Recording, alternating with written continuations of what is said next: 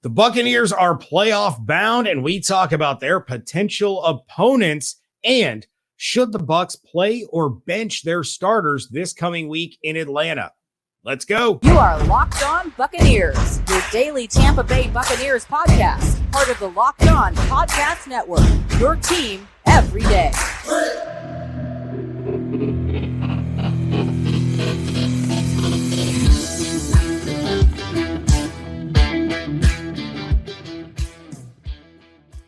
What's up, and welcome to the Locked On Bucs podcast, part of the Locked On Podcast Network, your team every day. We are your daily podcast covering the Tampa Bay Buccaneers, free and available on all platforms, including YouTube, and we thank you for making us your first listen or view of the day.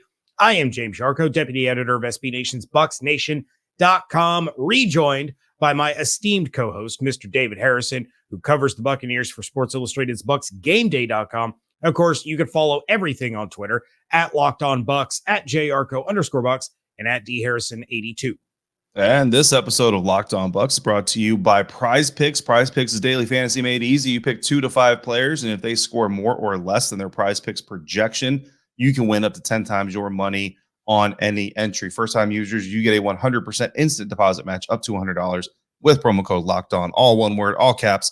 PrizePicks.com, promo code Locked On. Thanks again for making us your first listen or your first view every single day on this Victory Tuesday, Playoff Tuesday, James. And we had a conversation a little while back about whether or not Bucs fans should even want this team to make the playoffs, or whether or not the Bucs should really want to make the playoffs. A lot of people think that they'll be one and done. A lot of people think they don't necessarily deserve a playoff spot and that they're backing in thanks to the NFC slouch. And here's what I would say. I would say that all those things are fair ways to look at it, but I'll kind of reiterate a little bit of what I said in that episode. When you look at this, this is the second time in franchise history the Buccaneers will make back-to-back playoff appearances. Only the second time.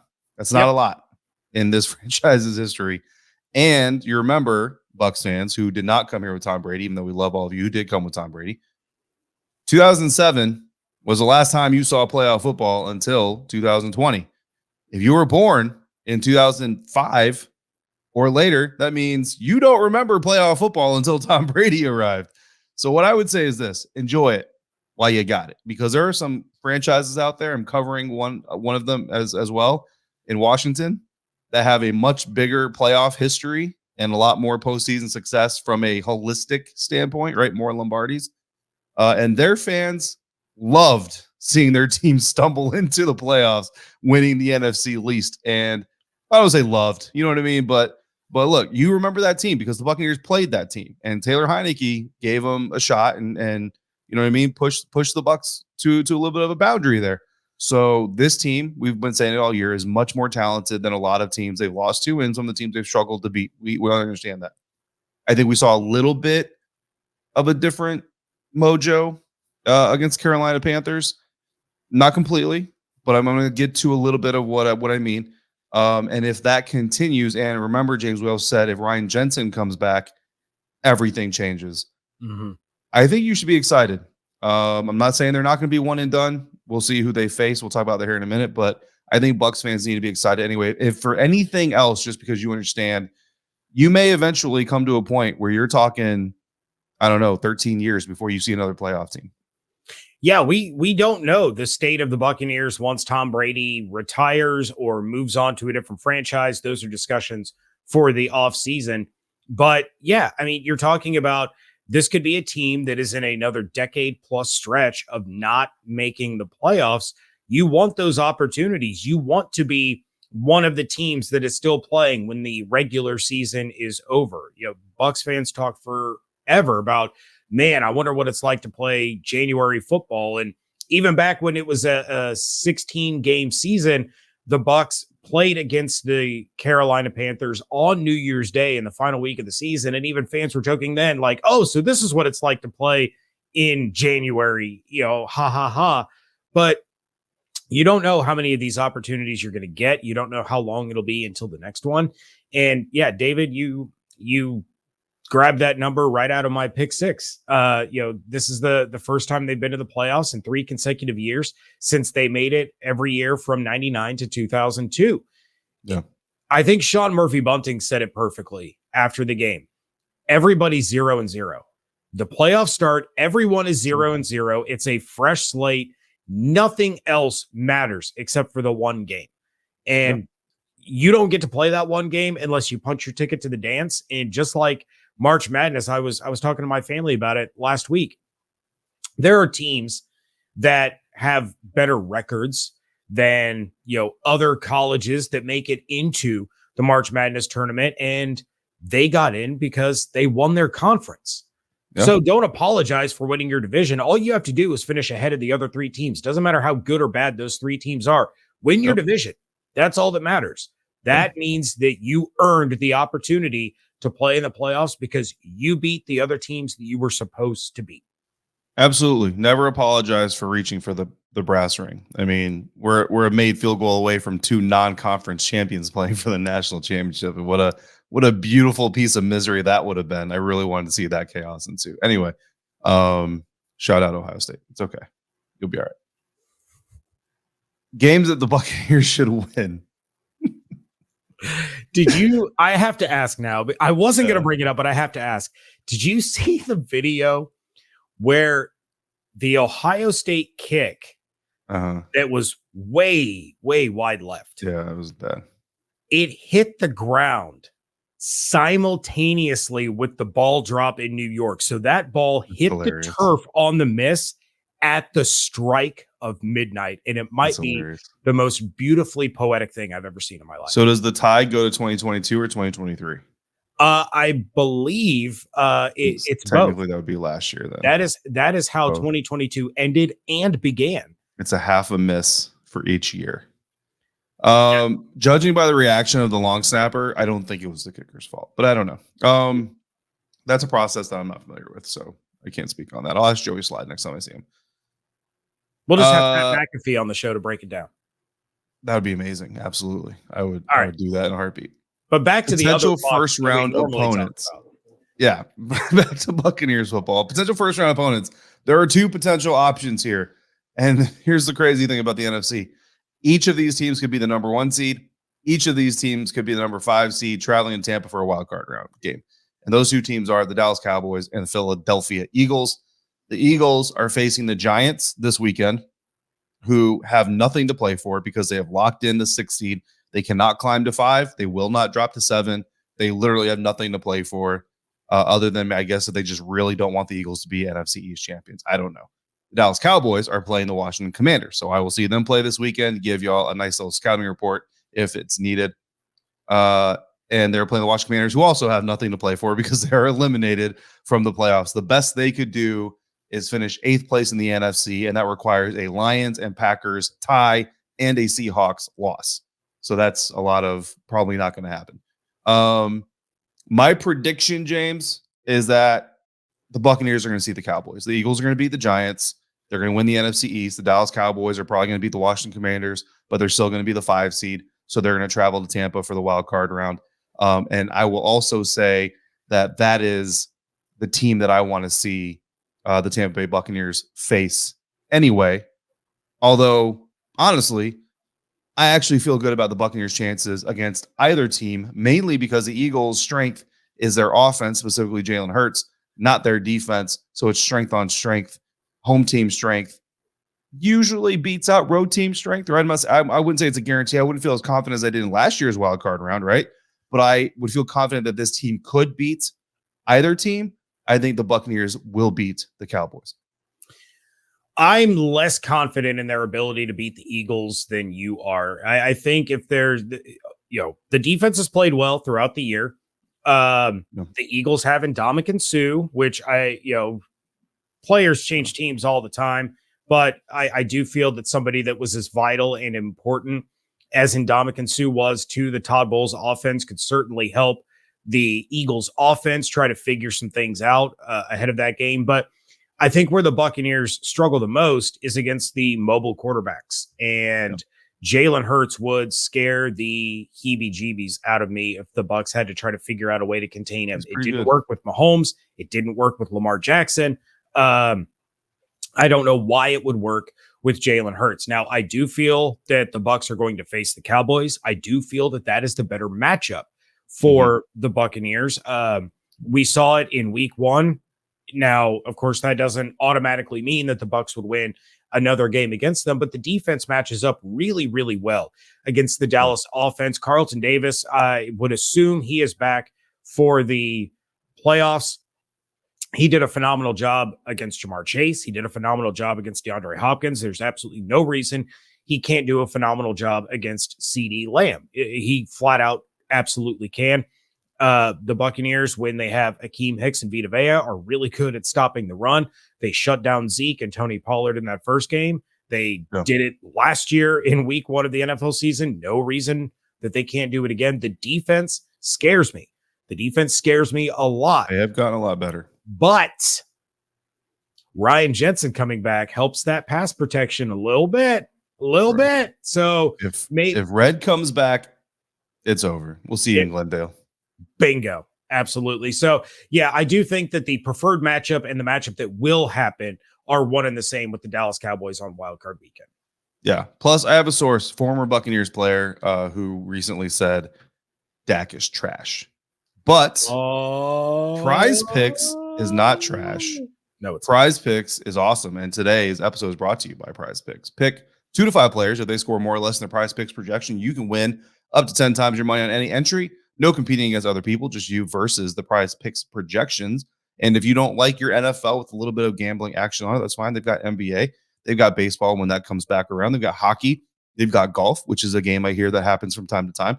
College football is almost over, but you can still get in on that action. Basketball, all kinds of stuff, even cricket, Euro basketball, and of course the WNBA. Safe and fast withdrawals, currently operational in over 30 states and Canada. Download the PrizePicks app or go to prizepicks.com to sign up and play daily fantasy sports. First-time users, you get a 100% instant deposit match up to $100 with the promo code Locked On. All caps, all one word. If you deposit 100, PrizePicks will give you 100. If you deposit 50, PrizePicks will give you 50. Don't forget to enter the promo code Locked On at sign up for an instant deposit match up to $100. Continue our conversation about the Tampa Bay Buccaneers NFC South division title or champions for the second year in a row. First time in franchise history, which is why I had a hard time spitting it out. Thank you for joining us here on this conversation, making us first listener, first view of the day. Also, make sure you're subscribed to and checking out the Locked On NFL podcast. Get daily conversation on the biggest NFL stories, in-depth analysis on the biggest games, and key predictions every Friday when we remember to turn them in on time. And on Monday, local insiders like James Yarcho of the Locked On Bucs podcast cover the weekend with game-to-game episodes. Again, when we remember to get those in on time. Sorry, Locked On Network. Time for Stash It and Trash It, James. We're going to stash some stuff. We're going to trash some stuff. I'm going to get us started. You referenced some music. You talked about getting into dances. You said you talked about Metallica. There's a Metallica lyric that I completely forgot now. Sometimes I start saying things and I hope that I've never once quoted a Metallica lyric in my life because I don't really You care did, though. When you're talking about Carlton Davis, I can't remember what it says, but you said, "Oh, Nothing Else Matters," which is a great Metallica song. Nothing Else Matters. So there it is. Metallica. Definitely so I'm going to quote another popular song. And here is the quote. Shots, shots, shots, shots, shots, shots. That's what I'm stashing. Shots. The Buccaneers took shots against the Carolina Panthers, and not all of them were dropped. Yikes. Or fumbled, for that matter. Shout out to our guys. We love them. But look, Greg Olsen kind of pointed out during the broadcast, right? The Buccaneers need to be taking at least 2 shots a quarter. And I was like, man, that is really sound analysis and advice. And it sounds very familiar to what I've been saying all stinking year. James Yarcho, 4 quarters. Do you know how many quarters the Buccaneers took at least 2 shots in each quarter? For the whole season? This game. Not the whole season. This game. This game. Oh, that's a lot of math that you're asking me to do. You're just looking for an average or a total? Total. They took X amount of shots per quarter. They took 2 shots per 10 shots. I don't think I formed that question correctly. No, they took 2 shots in the first quarter, 2 shots in the second quarter, 2 shots in the fourth quarter. It didn't always work. There were some drops. There was a fumble. But you know what? I like the aggressiveness. I like seeing them push the ball. I hope it wasn't just because it was that game and it's like, a playoff atmosphere. But you know what? Even if it was because of playoff atmosphere, we're about to see them in a playoff atmosphere. So if that's what it took, I'm all for it. Take shots, take consistent shots, 2 per quarter. They did it in 3 of the 4 on Sunday against Panthers. I will take that. Give me 2 more next week. Give me 2 more in the wild card round. I need to see 8 deep shots per game from this offense. Yeah, I'm all about it, especially when the ball's going to Mike Evans, because that was a lot of fun to watch. And Chris Godwin, he doesn't fumble often. No, he doesn't. And Brady went right back to him. First passing play absolutely. after the fumble went right back to him. 9 catches, 9 targets, season high 120 yards. Yeah. Closing in, he needs, what was it? He needs 9 receptions against the Atlanta Falcons to have the most receptions in a single season in franchise history. He is trailing Keyshawn Johnson right now. Which he may get because one of us is happy about Todd Bowles' decision. We will talk about that in a moment. My stash it is going to be David's favorite player, Anthony Nelson. I have nothing against Anthony. This is not like Bailey, who doesn't know who Scotty Miller is. Shout out Bailey Adams, Computer Report. Over the last couple of weeks, Anthony Nelson has looked fantastic. He's got 19 tackles in the last 4 weeks. In the last 3 games, he has racked up at least 1 quarterback hit. In the last 2 games, he's got a sack in each. And of course, against the Carolina Panthers, he had the key forced fumble. On Monday's episode, or the live, for those of you who joined me on YouTube on Sunday, I talked about my issues with Joe Tryon-Shoyinka. I put the stock down on him because he's getting pressure, but he's not finishing. He doesn't have a finish, and quarterbacks are still able to get rid of the ball while he has them wrapped up to avoid the sack. That has not been the issue with Anthony Nelson. He is getting after the quarterback. He is changing plays. He is bringing them down, and he is forcing turnovers. Keep doing your thing, Anthony Nelson. And it's only going to get better when Carl Nassib comes back, because that means you're going to have a little bit fresher of an Anthony Nelson bouncing in and out. I love the usage. I love the motor. Everything about Anthony Nelson's game right now, keep it going. Yeah, in my defense on the whole Anthony Nelson thing, I'm just not used to seeing more than one Hawkeye with actual NFL caliber talent on the same roster. Shots fired. That's a Big Ten shot. But unlike our Big Ten teams, Iowa actually won their bowl game. Yeah, and Iowa actually upset Ohio State last year, so that's fine. Moving on to trash it, I'm going to trash Byron Leftwich's offense. Listen, all season long we've been talking about this offense and the run first and the lack of play action, the lack of tempo, lack of shots, right? Airing it out. Todd Bowles after the game said, "No risk it, no biscuit." I was highly offended that Todd Bowles would say no risk it, no biscuit, because Todd has not been risking much, and there haven't been a whole lot of biscuits this year. I hesitate to rain on anybody's parade, but that was kind of an ironic state, and I think he's aware of it, which is why he said it that way. But against Carolina Panthers, just go back through the game flow. Again, you see the shots, you see more play action, I think. And I think we saw a little bit of a turn, James. And I don't know the inner dynamic of why it happened. I don't know, again, the result. Listen, I was talking to you before we started recording while I was sitting in FedEx covering the Commanders live in person. I was keeping a track on NFL GSIS on the game track. And I think, like a lot of people, when I saw 21-10 in the third quarter, I was like, this is done. This is over.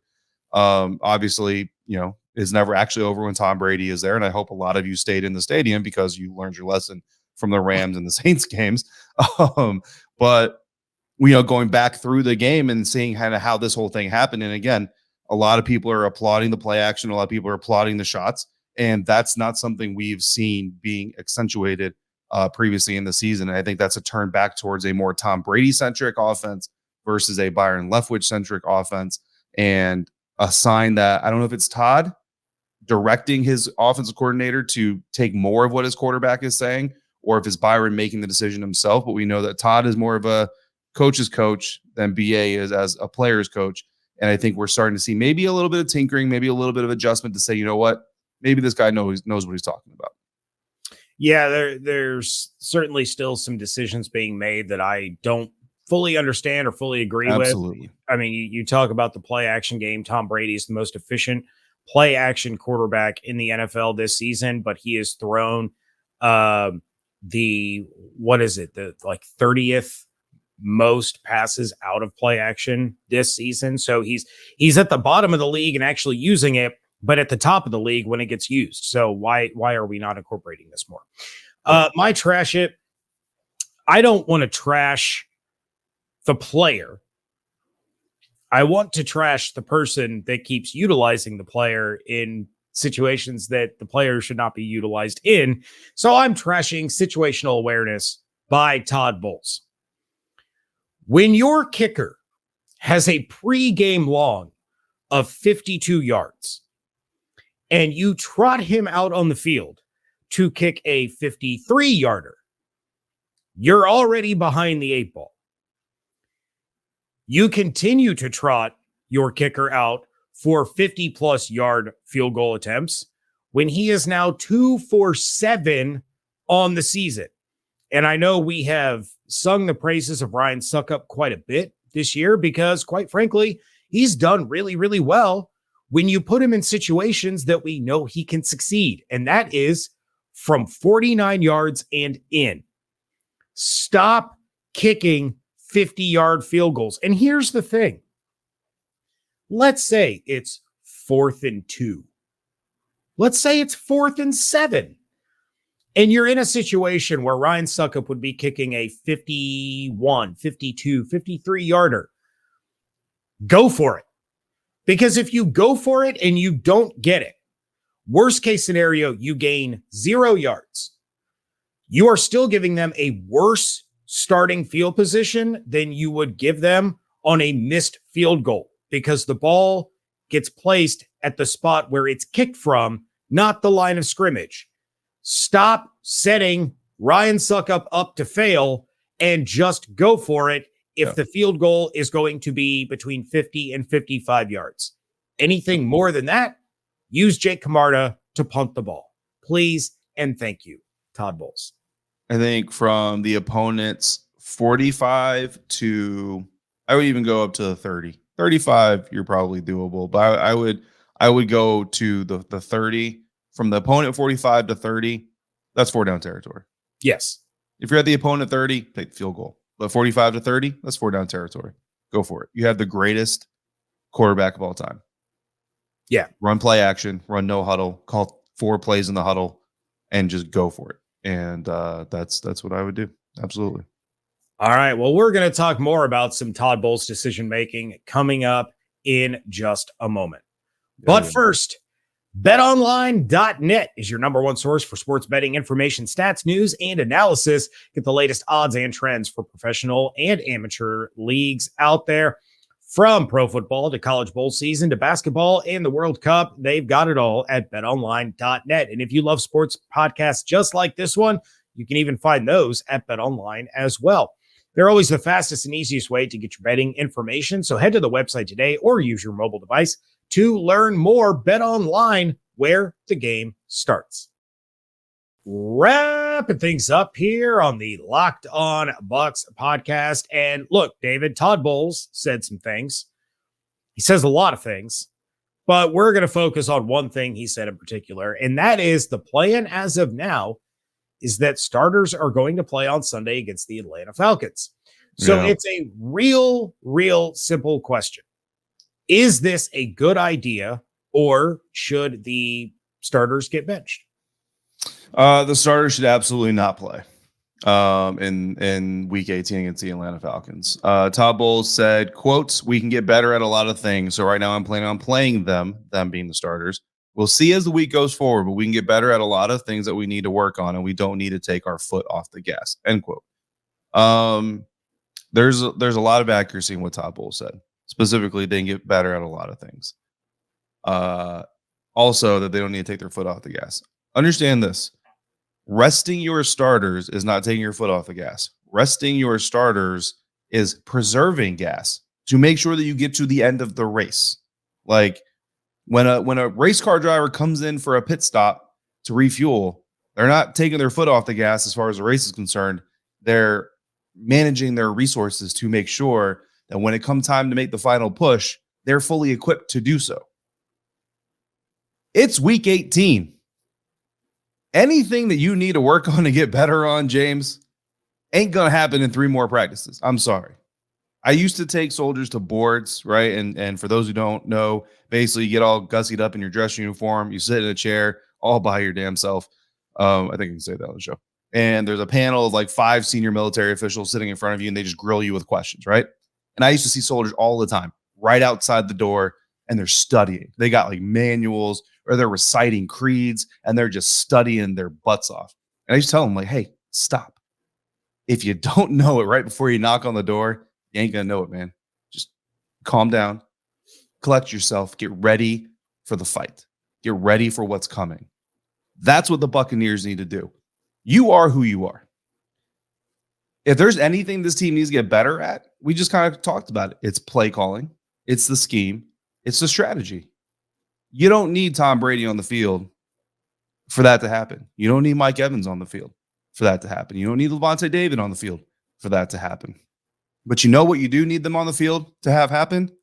An ACL, a hamstring, a collarbone, a bad concussion, an ankle. If they're on the field, that could happen. If they're not on the field, that can't happen.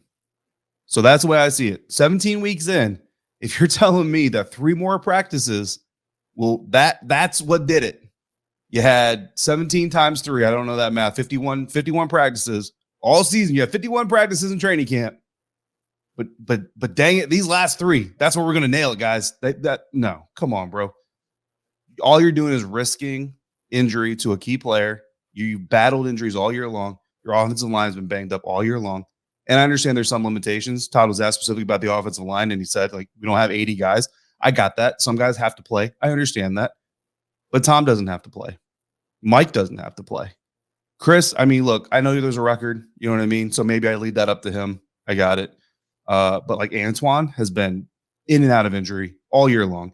Tristan Wirfs, we've already seen what happens in his offensive line without Tristan. I mean, I'm just saying, maybe somebody out there in YouTube comments, and maybe James Yarcho, you're about to say that's coaching scared.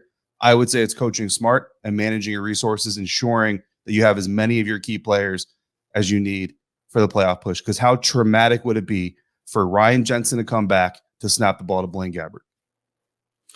I absolutely understand the injury. Hang on. Wait. Here's my mic. Dropping it. I absolutely understand being concerned about the injury risk. You do not bench the starters. Wrong. You don't do it in this game. I'm leaving. What have we as a show? Yeah.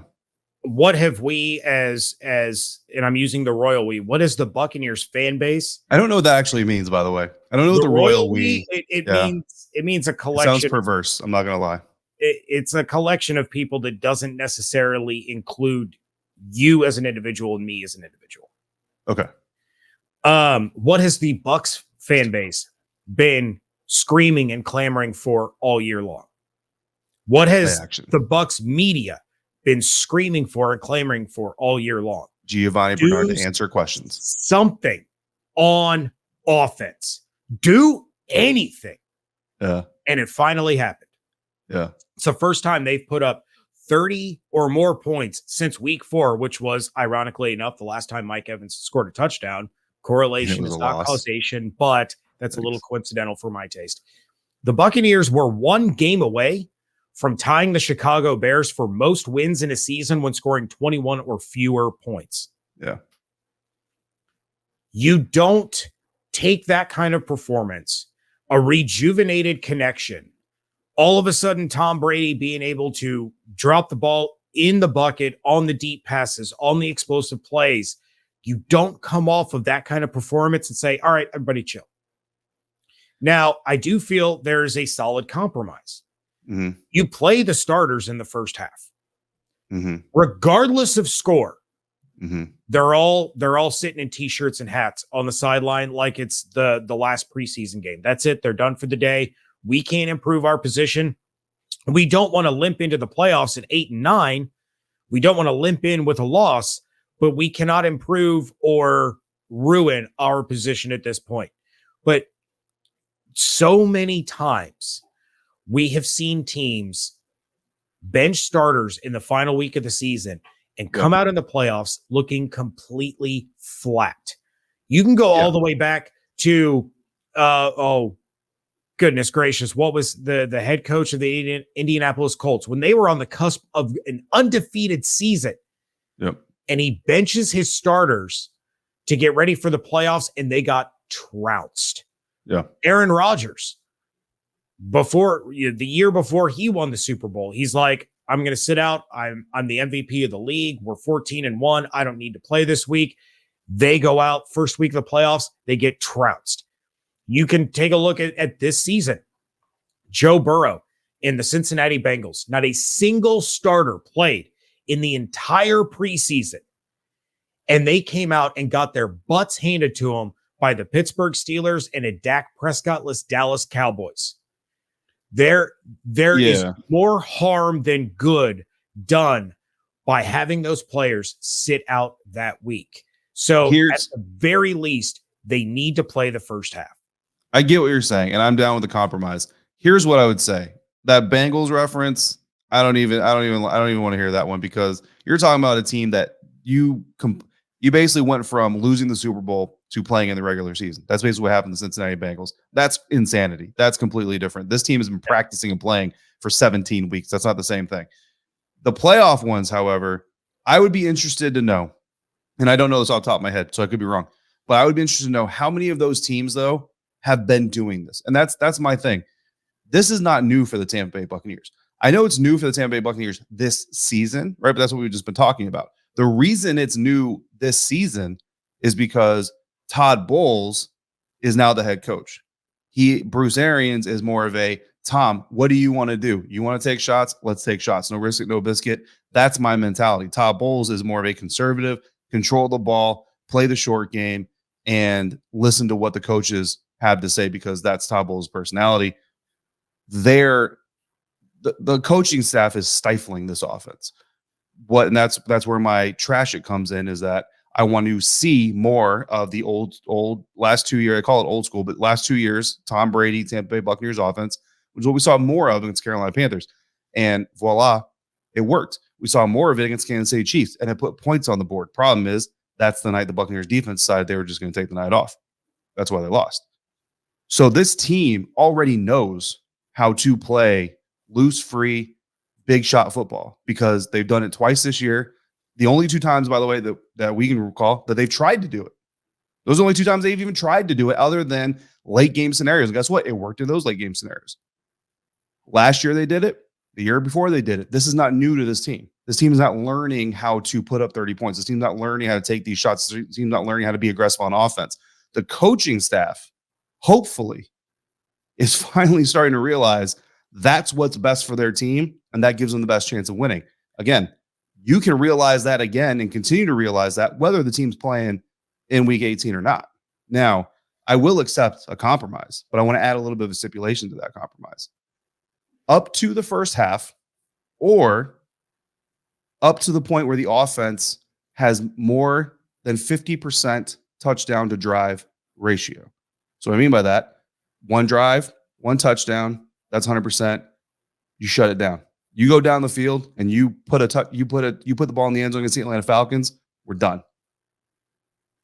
One touchdown, two drives, that's exactly 50. You're not done yet. Two touchdown, three drives, now we're at 66. Now you're done. You know you're picking up what I'm putting down? Or I don't like first the half, idea. Whichever goes first. Whichever comes first. I don't like the idea of one drive ends in a touchdown. I know you don't. That's why it's called a compromise.